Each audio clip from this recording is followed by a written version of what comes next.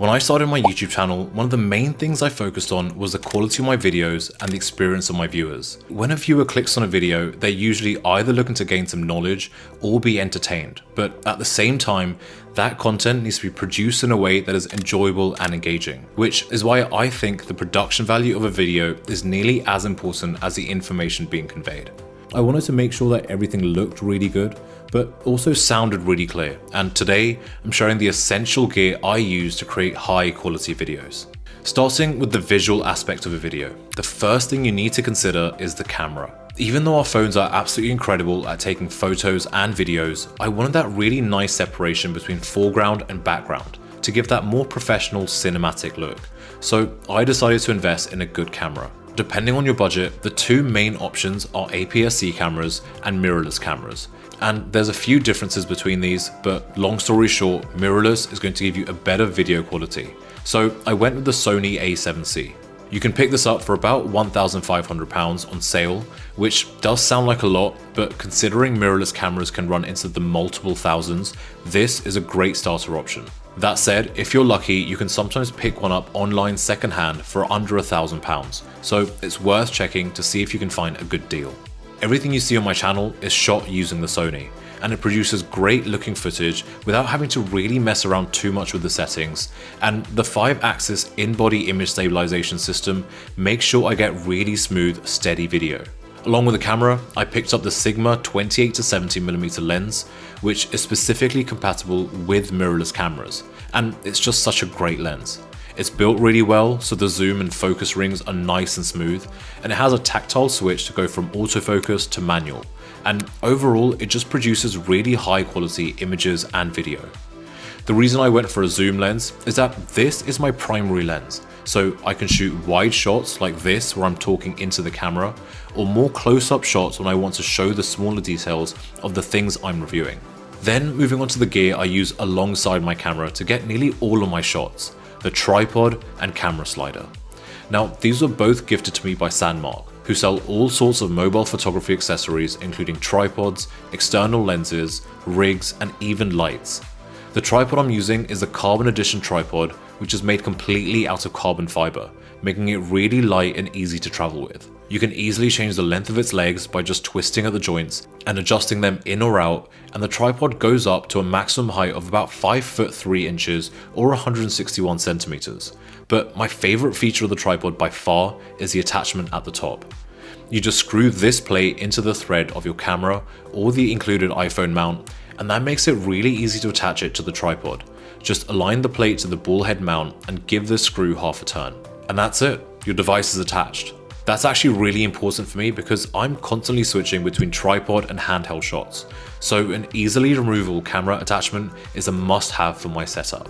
We all know how important it is to take breaks while we're working, so if I want to take a step away from scripting or filming and just relax, I've got this rocking electric recliner which was gifted to me by FlexiSpot. This thing is comfortable, and by that I mean I feel like falling asleep every time I sit on it.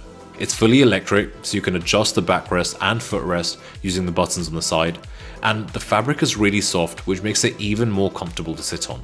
Plus, the swivel base makes it easy to reposition, and when the chair's upright, it can actually rock back and forth, which is not something I've seen in other recliners and makes it even more relaxing. It's also got a USB-A and USB-C ports to charge your devices, which is really convenient. And on the other side, there's a hidden storage space in which you can keep books or your charging cable when you're not using it. I will say that the chair is quite large and you need to leave quite a bit of space around it to let it recline and swivel freely, but I fortunately had a free corner in my room, so that wasn't an issue for me. Overall, if you're after a dedicated relaxation chair that's easy to adjust and super comfortable, this one's definitely worth a look. Now back to work, and moving on to my favorite camera accessory, the camera slider. I love a bit of movement in my shots. I think it makes for a much more engaging cinematic video, but even if you've got steady hands, it's really hard to achieve the pan effect freehand, which is where the cinema slider comes in. It's got 4 adjustable legs which let you change their angle and length, and also a screw that you can tighten to adjust how much resistance there is on the slider. Then all you have to do is screw your camera or iPhone mount onto the plate, and you can now capture really smooth pan shots by moving your camera from one end to the other. It's built from aluminium and carbon fiber, and not only can it stand on your desk, but the slider is also compatible to use with the tripod, so you can attach it to the tripod and get smooth pan shots at different heights as well. Now, the camera alone is not going to give you great looking footage, and that brings me on to the next essential bit of gear: lighting. I've got 6 lights in total. My main key light is by Zhiyun, and I've covered this light in a previous video. It's a powerful adjustable spotlight and softbox which I can adjust on my phone, so I can adjust the brightness and warmth of the light really easily so that it's perfect for my shot. I've got a ring light behind me which acts as my backlight, and this helps create separation between me and the wall behind me, again creating a more cinematic shot. Then I use this lamp from IKEA and my monitor light from Amazon to add depth to my shot and act as fill lights, and these help make the shadows on my face created from my main key light less dramatic. By turning these on, you can see how they add soft light to the right side of my face, balancing out the harsher light on the left. Finally, the Govee floor lamp helps add some ambient light to the background and complete the shot. So as you can tell, even though this looks like quite a simple shot of me sat at my desk, there's a lot of thought and preparation that goes into it. Also, it's worth noting that cameras produce a cleaner, less noisy shot when there's a good amount of light hitting the sensor, as it reduces the need to artificially boost brightness, which can introduce noise. So that's something to consider as well. And finally, the sound. Visuals and sound are arguably as important as each other. No one's going to want to watch a video that looks great but has really bad sound quality, and vice versa.